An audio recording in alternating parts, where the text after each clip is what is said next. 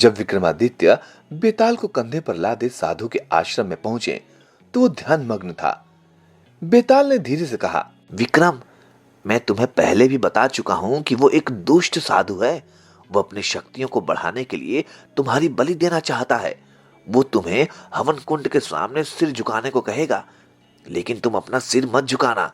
अगर तुमने ऐसा किया तो वो तुम्हारा सिर काटकर बलि चढ़ा देगा। जब वो साधु ऐसा करने को कहे तो उससे कहना कि पहले वो करके दिखाए। ये बात सुनकर राजा विक्रमादित्य अंदर ही अंदर कांप उठे, लेकिन वे शांत बने रहे।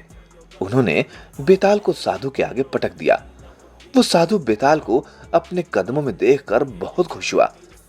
वो बोला, राजन, तुमने तो वास्तव में कमाल कर दिया। तुम्हारी आयु लंबी हो। इसके बाद साधु ने बेताल के शव के टुकड़े टुकड़े करके हवन कुंड में डाल दिए। तत्पश्चात वो राजा विक्रमादित्य से बोला, राजन, अब तुम हवन कुंड के सामने अपना सिर झुकाओ ताकि तुम्हें देवताओं द्वारा सारी दुनिया पर शासन करने का आशीर्वाद मिल सके। ये सुनते ही राजा विक्रमादित्य को बेताल की चेतावनी याद आ गई।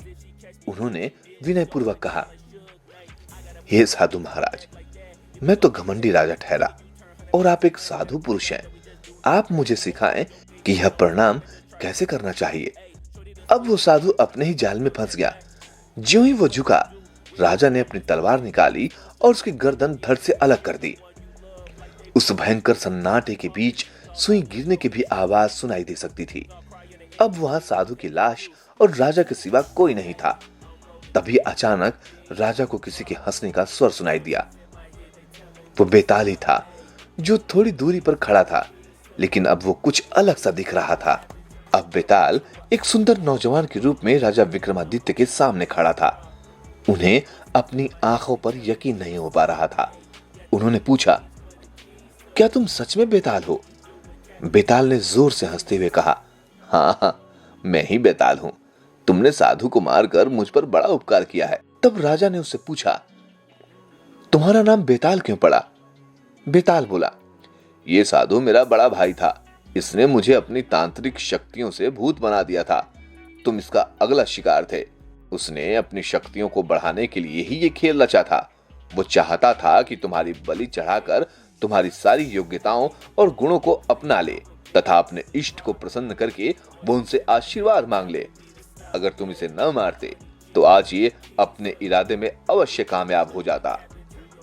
उसने आगे बताया, विक्रम, मेरे कारण तुम्हें बहुत परेशानी हुई, लेकिन इस दौरान तुमने धीरज रखने का अभ्यास कर लिया।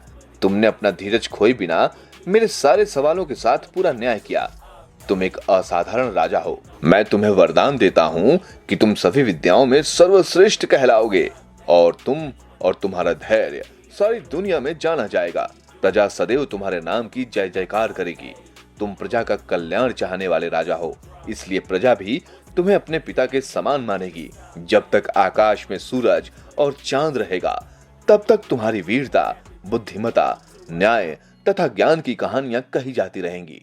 लोग अपनी संतानों का नाम तुम्हारे नाम पर रखेंगे।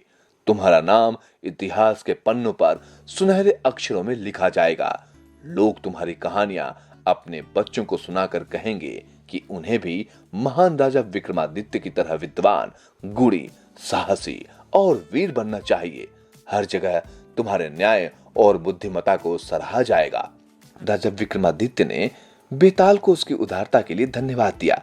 राजा ने कहा, बेताल, मेरे पास ईश्वर की दया से सब कुछ है, लेकिन मैं खुशी से तुम्हारा यह वरदान ग्रहण करता हूं। तुम मेरी ये इच्छा भी पूरी कर दो कि वे सारी कहानियां और हमारे प्रश्न उत्तर सारी दुनिया में प्रसिद्ध हो जाएं। बेताल ने राजा की यह बात भी मान ली और वहां से चला गया। लेकिन बेताल के जाने के बाद भी राजा विक्रमादित्य को अपने आसपास एक दिव्य एहसास होता रहा। शीघ्र ही राजा को अपने एहसास का प्रमाण भी मिल गया। भगवान शिव उनके सामने खड़े थे। उन्होंने राजा विक्रमादित्य की साहस और वीरता की प्रशंसा की और बोले कि उन्होंने उस दुष्ट साधु का वध करके बड़ा अच्छा काम किया है। भगवान शिव ने कहा, हे राजा विक्रमादित्य, तुम मेरा ही अंश हो। मैंने तुम्हें इस धरती पर शांति की स्थापना और दुष्टों के विनाश के लिए रचा है। मैं तुमसे बहुत खुश हूं कि तुम अच्छी तरह अपने कर्तव्य को पूरा कर रहे हो, लेकिन अभी ये लड़ाई खत्म नहीं हुई है। अभी तो तुम्हें बहुत सी लड़ाइयां लड़नी है। अनेक दुष्टों और अत्याचारियों का विनाश करना है। इसलिए मैं तुम्हें एक तलवार दे रहा हूं। ये कभी नष्ट नहीं होगी। मेरा आशीर्वाद सदैव तुम्हारे साथ है। विजयी भव। ये कहकर और तलवार देकर भगवान शिव वहां से चले गए। जब राजा विक्रमादित्य ने अपना सारा काम खत्म कर लिया तो वे अपनी राजधानी की ओर वापस चल पड़े।